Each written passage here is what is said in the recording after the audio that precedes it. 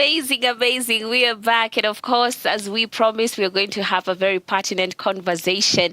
It is financial wellness and mental health. And of course, this is the Mental Wellness Awareness Month. This is what we do, especially in a season like this in May. We try to anchor our topics around mental wellness, mental health, mental illness. All these are things that we need to really talk about, create awareness, and also bring more emphasis on the same. So today's conversation is quite interesting, and I think the overarching question, or rather the elephant in the room, is nikiwa na pesa nitakuwa sawa mentally. Like is money the one thing I need, to be at ease and to be at peace?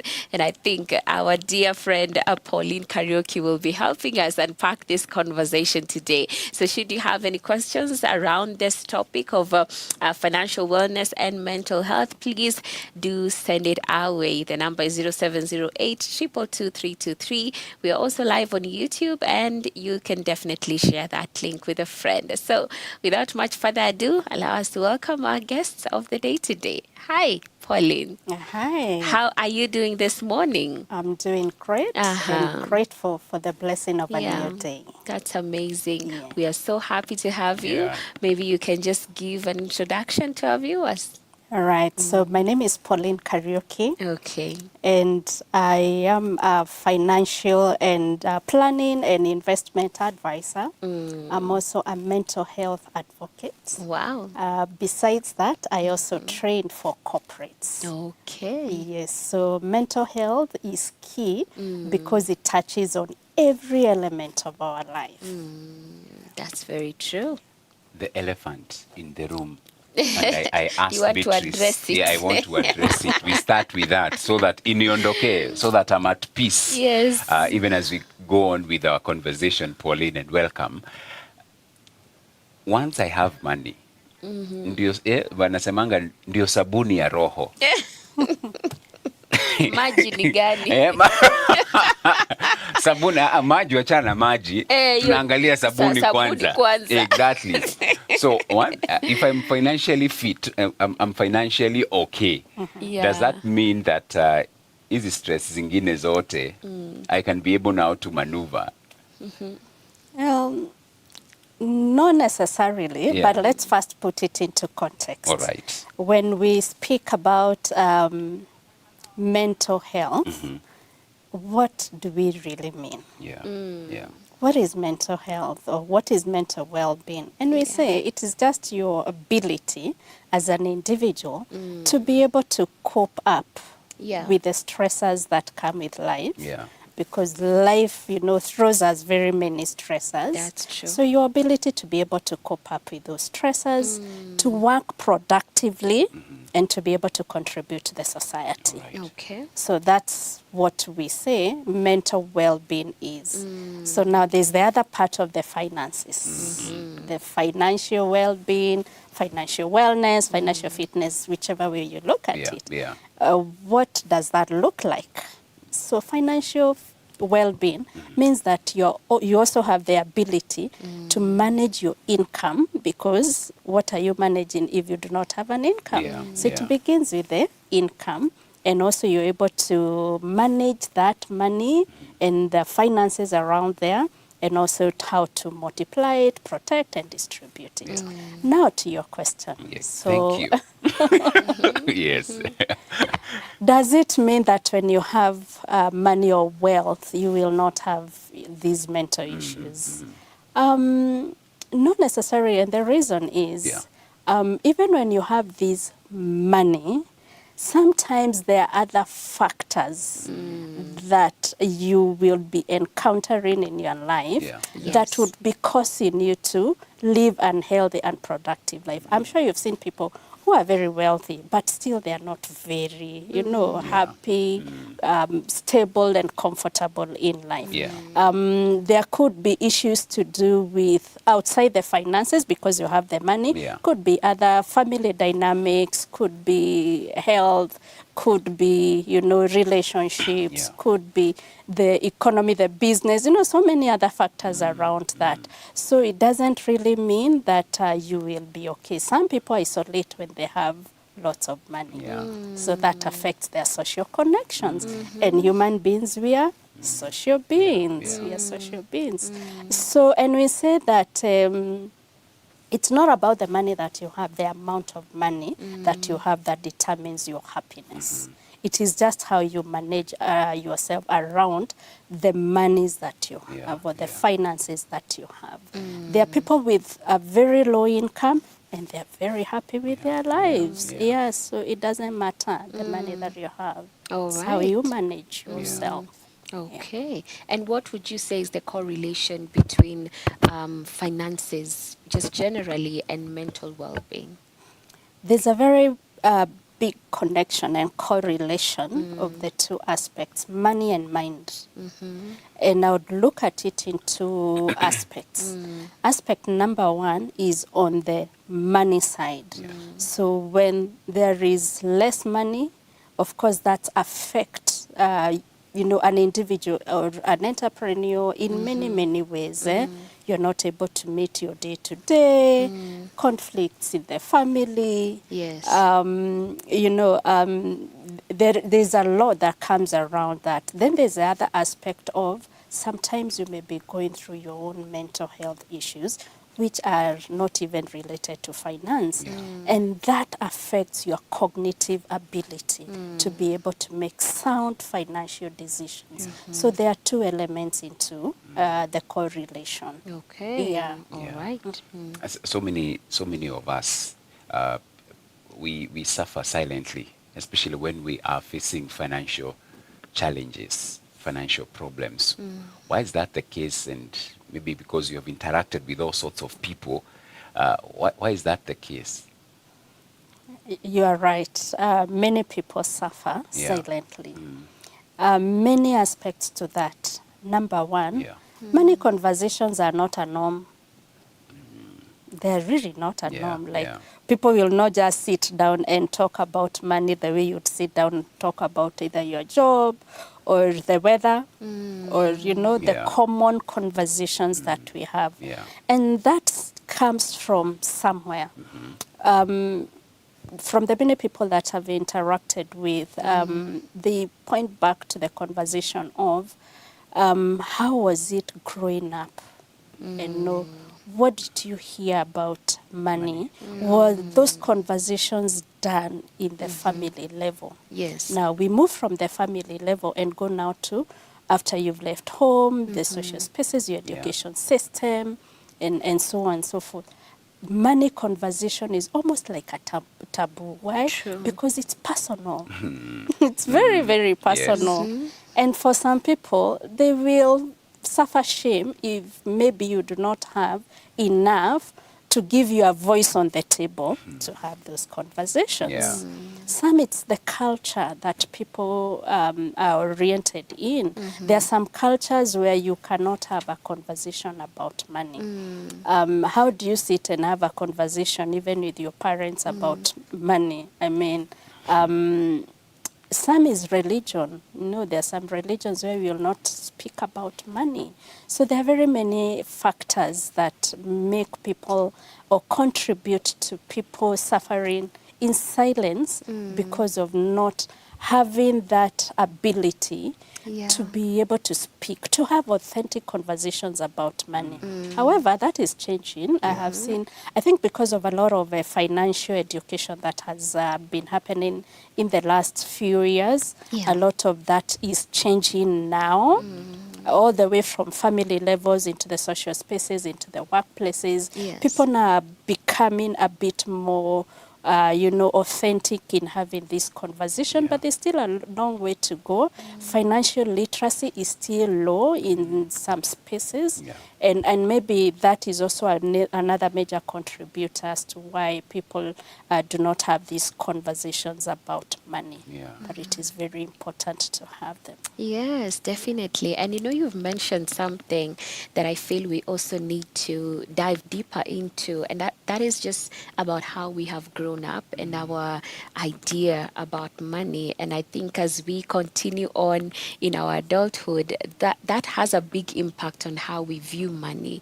So maybe talk about it a little bit more. Maybe demystify some of those mindsets that can actually be harmful that we may have picked growing up. Absolutely. You say human beings, we are a product of nature and nurture. Nurture is the aspect of, what we picked, how we were brought up, what orientations were instilled, what are the belief systems, what are the values that were instilled to us as we grew up in our homes. Yeah. Now, like we said earlier, there are homes where conversations relating to money never used to happen. Number two, there were conversations of money does not grow on trees. I don't know whether you heard those ones. Yes. Yes. Yes. Or you ask for something and you're told it is not available, and that conversation ends there. There was no further explanation. There was no further explanation to that. And what does that do to our mind? So it creates the element of scarcity. Like money is never available. So as you grow up into adulthood, you kinda unconsciously adopt a scarcity mindset. And anytime you're thinking about money, you're not first asking about yourself, how can I be able to? The first thing that comes to mind is I cannot be able to. Because the minute you reframe and shift the mindset from I cannot be able to afford this, I cannot be able to do this, to a mind frame of how can I? And I mean, that really opens our minds and shifts our perspective into asking ourselves, how else? I have this, or maybe one source of income. What else? How else can I be able to increase this source of income? And with that, there are many money personalities. There are those who view money, they worship money. Why? Maybe they also grew up in poverty and they said, the minute I will get money, hey, I will have it in abundance. I will spoil myself. I will provide in excess for myself and my children and my family and maybe my dependent. I do not want to live the life that we lived. So if that's the kind of orientation and the mind frame that you adopt, and you do not apply the financial planning aspect into it, it also has a con to it. There are others who have a mindset of they want to hold all the money. They don't want to spend. So they keep peeping in your bank account to see pesa inaisha. Yes, there's also that mindset that someone also can adopt. So there's abundance, there is scarcity. There are those who are very, very strict on themselves when it comes to planning and spending their money. You don't want to buy something for yourself, nice to treat yourself, because you want to save every coin that you have. And that's as a result of how we were brought up. And you have mentioned it also as you were explaining in terms of, I'm looking at it also, the times that we are living in because of the way I was brought up. And so I'm now saying that because of the way I was brought up and the many things I never enjoyed as a kid, I'm now saying that my children will not go through the same pain. And so I become, in a way, in a bid to not be like, what I went through, not to be like my parents, I now spoil my children. And in that, I'm spending even that which I'm supposed to be saving. By that I mean, I'm trying to impress people. And so I will, as opposed to taking my children to a certain school, I will take them to a more expensive school just because I went to a school that was a polling station. And I want to change that narrative to a group of schools. And we are living in a particular estate. I will not live in just because of the way I was brought up. I believe that is one of the money pressures that we have. How can we get away from that so that, again, we do not, what's the right term? We do not, in a bid not to continue from where we picked it from, that we are setting another dangerous path, because now again, our children we'll see how we are behaving with money. You bring out a very important point, because many people usually get carried away by the lifestyle, like what you're pointing at. And one of the best ways to be able to reframe yourself out of that is first to ask yourself one question: what is your enough? And how can you be able to tell your enough? Your enough is first understanding what are the life goals you want to achieve, and do they match up with the income that you're earning. Because once you get to know your number, your number being the number in terms of the income that you're generating, then you'll be able to match it to the lifestyle. Now, what is happening in our society? And here there are some people who call it the Instagram lifestyle. Where it has to show where you went for holiday and what is happening to you. Sometimes, if you're able to afford it, by all means. If you're struggling to do it and you're constantly maybe borrowing to fund that kind of a lifestyle, then there is a problem right there. So how can we be able to shift from it? Financial planning is very important. You need to understand your income. You need to understand what are these life expenses that you have day in, day out. You need to understand what are your investment, and that has to match with your purpose, has to match with the goals that you want to achieve in life, and they also have to match with the budget that you've put in place for you. Sometimes people look at budgeting as a very constraining thing, Why are you telling me to fix myself in a box? But when you look at it from a very strategic point of view, financial planning point of view, it is a very healthy tool. Why? It keeps you in check to be able to know this is my expenses month on month, and this is what is coming in. You put a financial boundary to yourself. You create those financial boundaries for yourself by matching it with the budget that you have.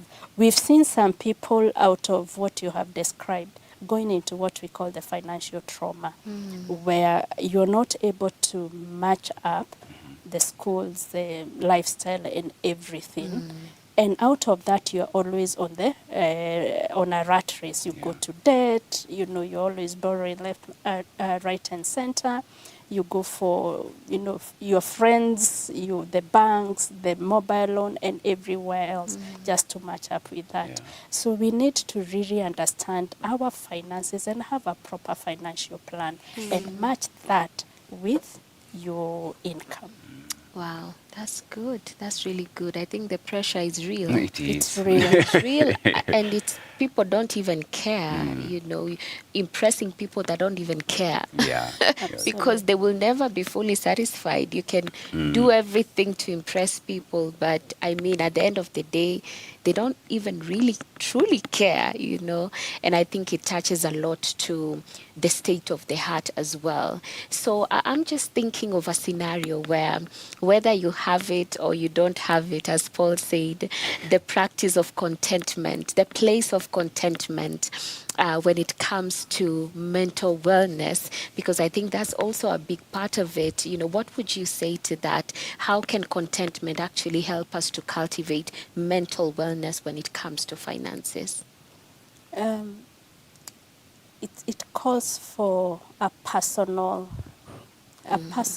reflection, a personal, setting yourself from inside out, because there are internal factors and external factors that really shape and determine our financial well-being. Now, when you think about the external factors, there are things that are out of our control. We have the economy, taxes, war in Iran has affected fuel prices. Inflation has really gone up. There are very many factors, job losses.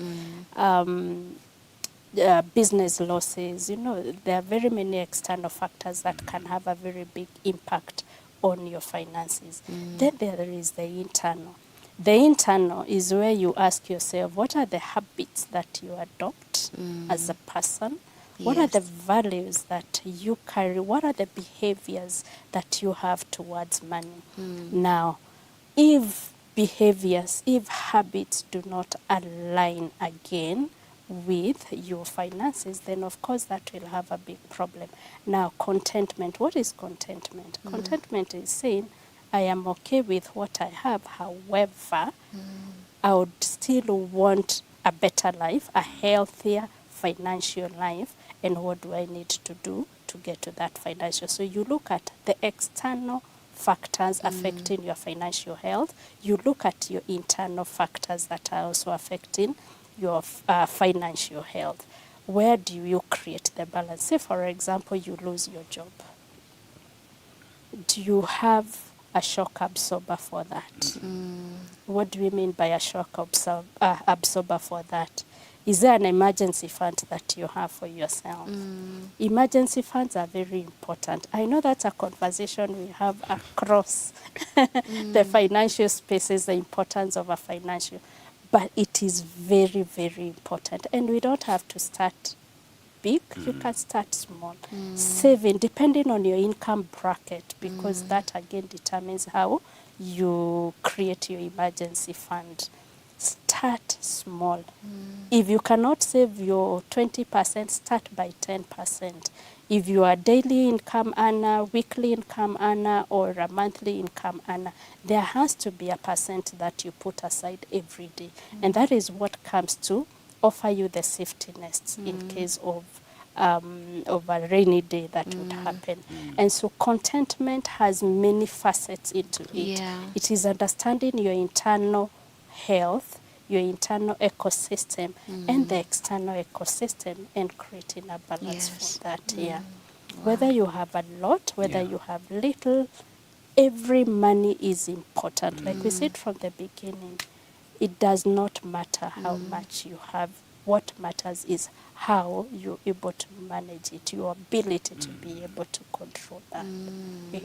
And I think that last point is very important, because for so many of us, we look at the how much, you know, as opposed to the consistency with the small that we are setting apart. And even the issue of emergency fund, the reason why I feel is such a big conversation is because we feel that emergency fund are for the affluent, you know, the big earners. Those are the ones who are affected, and as such they ought to be having emergency fund. But mama mboga anashindwa, how will I be able to get, you know, or the small bracket earners, they are looking at their salary and they are like, where can I even, you know, get something to save? The amount itself is not enough even for my needs and all. But I'm glad you have highlighted the aspect of it's not the amount, but it's the consistency and that commitment, knowing that a bad day can happen. As we continue with the issue of mental health and the mental awareness month as well, let's talk about the impact of especially debt to a person's mindset, to a person's relationships, and how they are able to carry themselves in as far as their day-to-day activities are concerned. Right. That is a monster in many spaces and many people's lives. If it is not managed properly, because we say there is good debt and there is bad debt. So maybe let's look at what is good debt. Right. So good debt is debt that you have that will enable you to even make more money. Or increase your earning ability or capacity, and that would look like maybe you're taking a debt to build your business, to increase production, if you're in the production business, to bring in more stock, to expand, that is for the entrepreneur. Yeah. For you as an individual, good debt could look like you want to go back to school and upskill. Yeah. And once you upskill, you look for better opportunities. Yeah. That is good debt. Good debt could be you have conceptualized an idea of a business that you'd want to start, and that will give you some good passive income that will help you increase in your income. You could be that you also want to put up, like if it is in the real estate or whichever else, but something else that will give you something extra. That is good debt. Manageable, you're clear about the repayment, and you can see where you're going with this debt, and you've gone for the debt in the right places. It's a structured debt. Now, bad debt. So what does the good debt do to you and your mental health? So it evokes positive and healthy behaviors. So you're able to, there's an excitement that comes when you have even a passive income, which is adding on to your income. So there are more positive feelings that come with that. So it works well for your mental health. There's now the bad debt. Bad debt is what you take for consumption. YOLO life. Buying a nice car. Buying a nice car. Nothing wrong with buying a nice car. No. But it depends. Is flossing. I'm here to floss to her, my co-host. Have you seen my machine down there in the parking yard? I've not seen. And the phones and everything else that comes with that. Now that's where the challenge is when you take debt for consumption. It is adding no value to you. No clear repayment plan. You go for debt in unstructured debt for mobile loans. Maybe you have like 5-10 apps on your phone.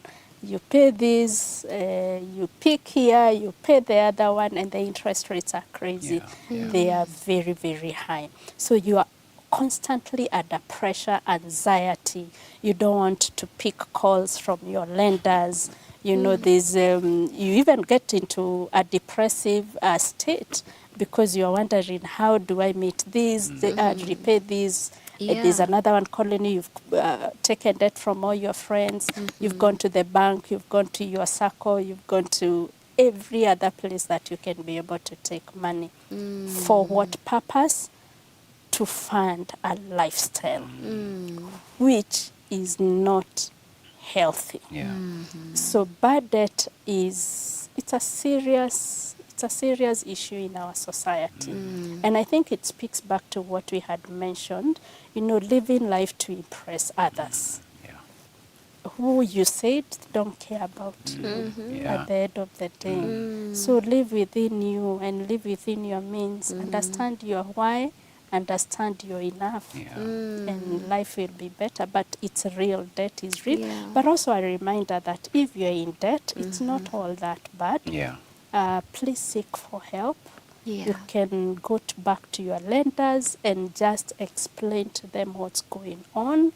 Because again, let me go back to what we said about good debt. Sometimes you can have that good debt and business goes down.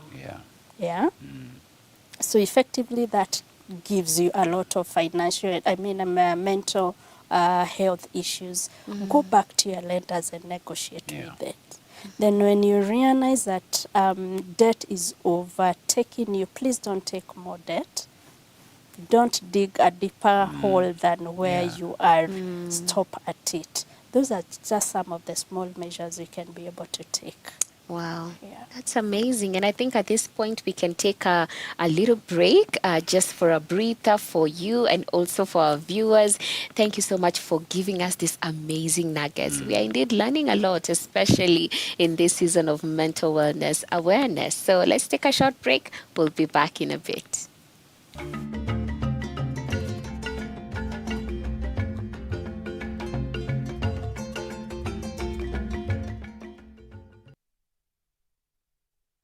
Need a breakthrough? Start with prayer. Watch and Pray with Mama Ada Adoyo isn't just another show. It's a lifeline where we pray boldly, believe truly, and carry one another in faith.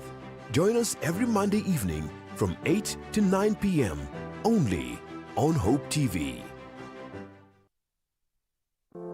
There's a world out there searching for hope, and you can help bring it home. By becoming a friend of Hope, you're helping us share the love of Jesus through Hope FM and Hope TV. With a donation of any amount, join hands with us to bring hope and point souls to the transforming power of Jesus Christ. Become a friend of Hope today by making your donation through the M-Pesa paybill number 933933, account FOH. For more information on how to become a friend of Hope, call 0116-212-723 or email customerexperience@hopefm.org or visit www.hopemediakenya.org. Friends of Hope, keeping hope alive. Get inspirational and spiritual nourishment to grow your faith. These people honor me with their lips, but their hearts are far from me. Think about the future with God and therefore prepare as you live today. There is now no Jew, Gentile, no male, no female. We can never be divided on tribal lines. There's nothing as bad when pride enters the congregation of believers. Sit-up specials, Monday to Friday at 3 p.m. only on Hope TV. Hi, my name is Sharon Aitore Wangenya. Thank you so much for being one of our viewers. We truly honor you and appreciate you. We'd love to know how you're receiving us, how your reception is in terms of the quality of the video and the audio as well. So please scan this QR code and give us your feedback. Thank you and God bless you.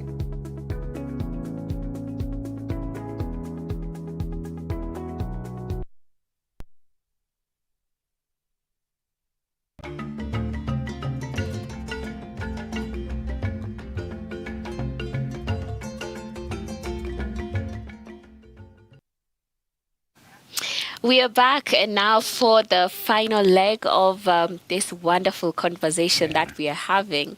And what is also in my mind right now is, can a lot of money, there are people who maybe were doing some deals and they land some really good money beyond what they thought possible, or you get a job and the salary is way higher than you even expected. How can somebody contain themselves so that this does not lead to another state of mental, confusion? Talk about it and how to manage now when one has an overflow of those finances. Very interesting perspective. Money is good, wealth is good. It's a tool. Kabisa, money is good.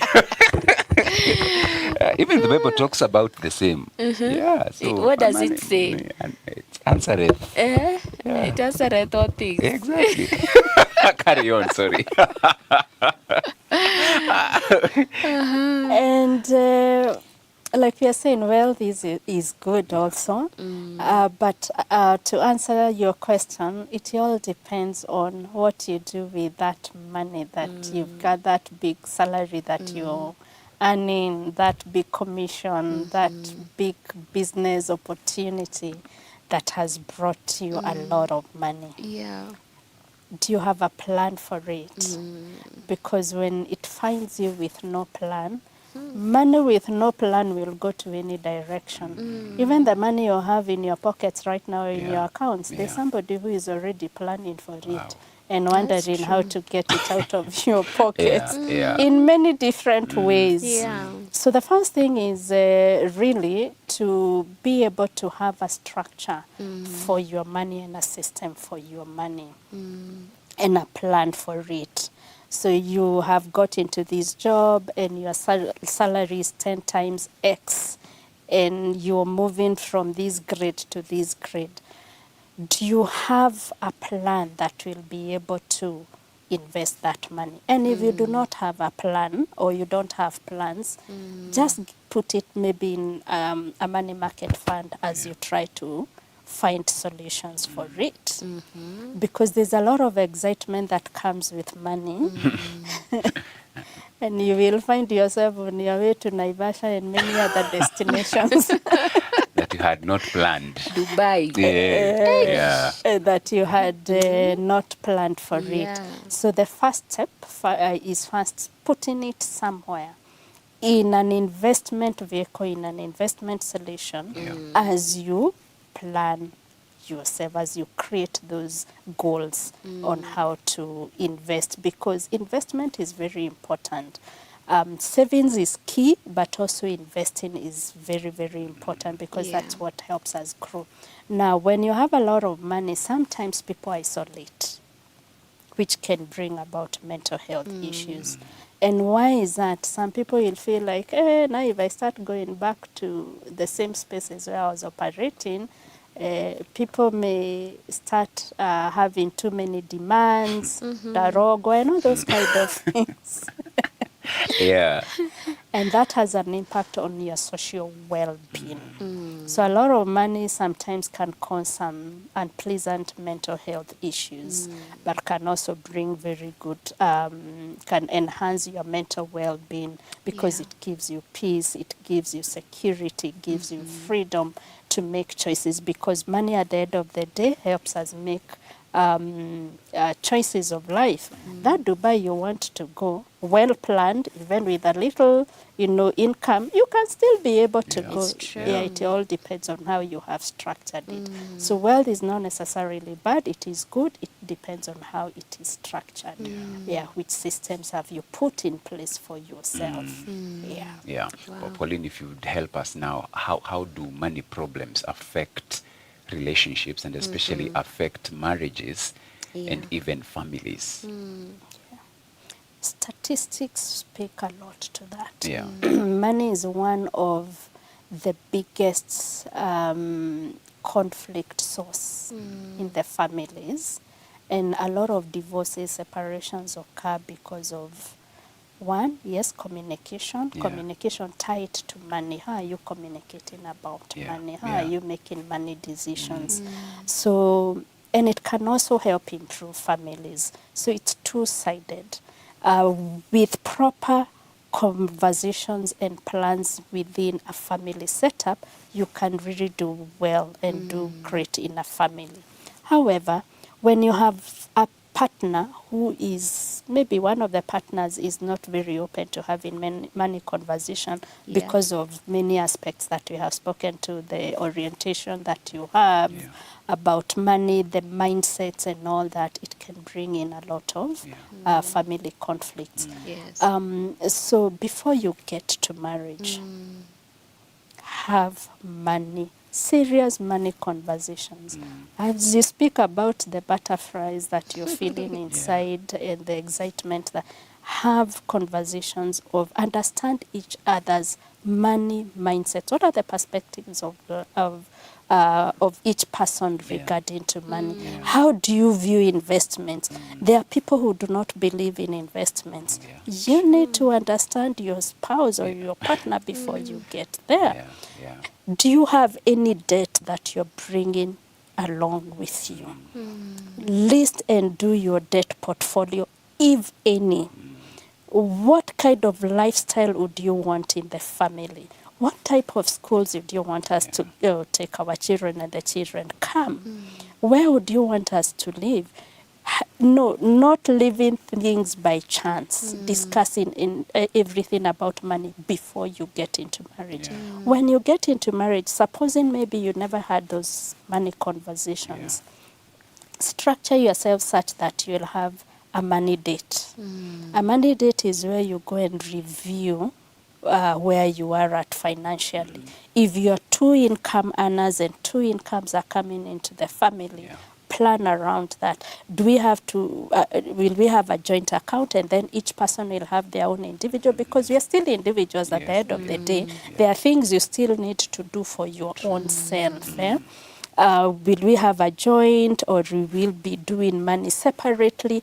Intentional conversations about that. In case it is a one-income household, how will we plan for this one income? Again, remember, anything can happen, and those two incomes, maybe something would happen and the two are gone. What would happen in such situations? So you already have that at the back of your mind, so that even in such situations, you have put a shield and a protection against yourself. So yes, a lot of breakdowns are happening because of either excess money in the family or no monies. A lot of conflicts and fights, are coming in just because of the money aspect. Yeah. And I think I've also seen health challenges coming in the families, and that is affecting mental wellness and financial wellness. Again, we say that money is about making money, managing it, investing and protecting. And the protection aspect is very important, because that's where you ask yourself, do you even have what many people don't like talking about, ASHA? If you can't afford any other medical, at least have something basic that you can start off. And also, I've seen a lot of providers coming in the market who are offering very affordable health care. From your emergency fund, at least there's something that can be able to help you jumpstart before you go to the outer society to look for support. There's something that you have for yourselves as a family. Then on the wealth distribution, again, have a plan. This money we've acquired together, God has blessed us and we have a lot of money. What do we do with this wealth for us and for the generations that come after us? Because you say, if you love your family, even when you're not in this world, how are you leaving them behind? Are you leaving them to fight? Are you leaving them to continue the legacy that you have created for yourself? There are some parents who are saying, whatever I have earned is mine, and for me to do what I want, it's still okay because it is yours. But if you want to pass it through to the other generations, have a proper plan for it. Wow, that's really good. And I'm just thinking of maybe the people who feel stuck and the need or the place of seeking professional financial help. Would you say that's necessary, and maybe how can someone begin? Yes, it's very important. And in this conversation, we're looking at mental health and financial health. So help in two perspectives. Should you feel that you're really stuck, there's help. There are mental health professionals who are there to support. Normalize going for mental health support, just like we've normalized going for physical health support. The way we go to see doctors, any type of doctor, you go to the gym. Let's normalize going to a mental health. You don't even have to be rock bottom. It is also good to go and have those check-ins and sit with someone and tell them, I am experiencing XYZ. I am not sleeping. I'm getting panic attacks. I am feeling as if I'm getting into a depressive state. Help me, and there's help. Financial help is also available. We are there. You come to us. Let's sit and help you structure your financial plans. And it's not about products all the time. It's first starting to understand the person where they are. Go to a financial planner, go to a wealth coach, go to a financial advisor, depending on the need that you have. But please, by all means, go seek out for help. Right. There's someone who is living paycheck to paycheck. What would be that advice, so that also they have mental rest? Because for them, as you're mentioning, the attacks, the anxiety, the uncertainty, so that now in case anything happens, they will not be affected. Yes. And I think a lot of people in our society, there's a good percentage that are living paycheck to paycheck. Yeah. And paycheck to paycheck doesn't mean somebody who is earning a low income. There's somebody who is earning a very high income, but they are still on paycheck to paycheck because of the lifestyle that they are living. Now, wherever you are in the spectrum, begin, like I said before, begin by understanding your number. And your number just goes back to understanding your income. If you for sure feeling stuck and you do not know where to begin, like we have said previously, we are here to help you be able to help you unpack your own finances, to help you understand that even with the 1,000 you're getting each day, if we put aside 100 shillings, and that's for the mama boga and for anybody else, that 100 compounded over time, you see the value that helps you settle in with your financial health. Even 10 shillings a day makes a difference. It is still a saving. So let's be intentional and very, deliberate in working on our finances. Even paycheck to paycheck, set aside whatever little amount of money to help you cushion you now and for the future, now for your mental health and for the future also for your mental health. Awesome. Wow, that's beautiful. We just have 5 minutes to go, so I would love to give you an opportunity just to say any parting shot you may have in your heart with regard to this conversation that we've had today. All right. Yes, so financial health, financial wellness, and mental wellness are they are key drivers of our lives. So let's remember to take care of that. Above that, financial wellness is also a stewardship. God has given us the ability to make and produce wealth.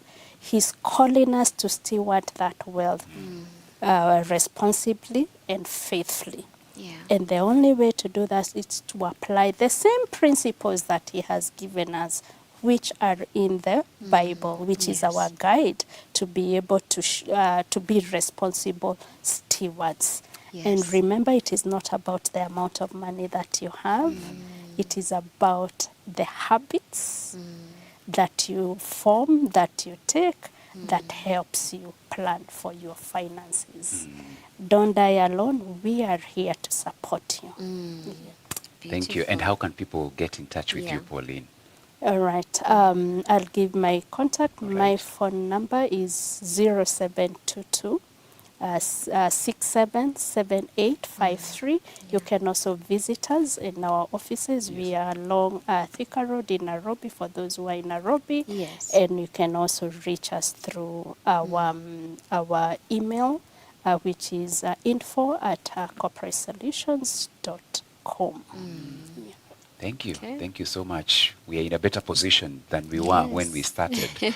Personally, because I thought with all this money, shida sasa ni hivyo. Zimeisha.